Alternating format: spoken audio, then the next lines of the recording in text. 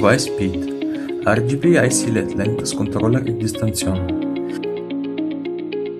Speed е по-различна от нормалните RGB ленти, защото е с IC технология, с която имате независим контрол над отделните сегменти на лентата.